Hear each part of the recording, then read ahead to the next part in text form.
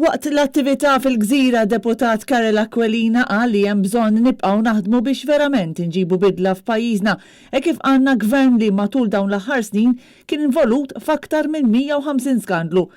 Filwaqt li l-Viċi Kap tal-Partit Nazzjonalista Robert Arrigo appella biex ħadd ma jaqta' qalbu kif l-ikbar survey se jsir nhar is-Sibt li ġej fjum l-elezzjoni ġenerali.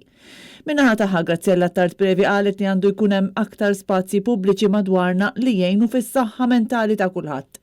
Il-kandidat Graham Bencini saħaq li nhar is-Sibt il-poplu għandu għażla bejn gvern li ma ħoloqx settur ekonomiku ġdid f'9 snin u Partit Nazzjonalista li jrid jinvesti biljun euro f'10 setturi ġodda.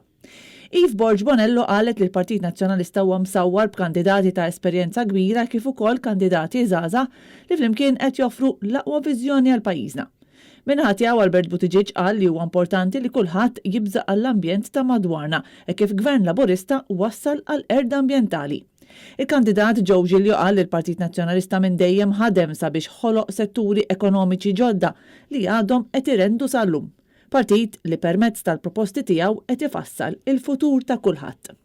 Id-deputat Karl Guder qal li l-aħjar għażla l-pajjiżna huwa l-Partit Nazzjonalista b'manifest elettorali li qed joffri tama ġdida għal kulħadd.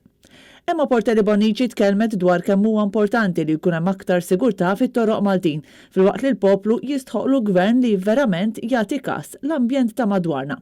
U Mark Anthony Sammut minn tiegħu saħaq li l-Partit Nazzjonalista se joffri żmien aħjar għal pajjiżna permezz tal-proposti kollha li qed iressaq fil-programm elettorali tiegħu. Proposti intiżi sabiex kulħadd jgħix ħajja aħjar.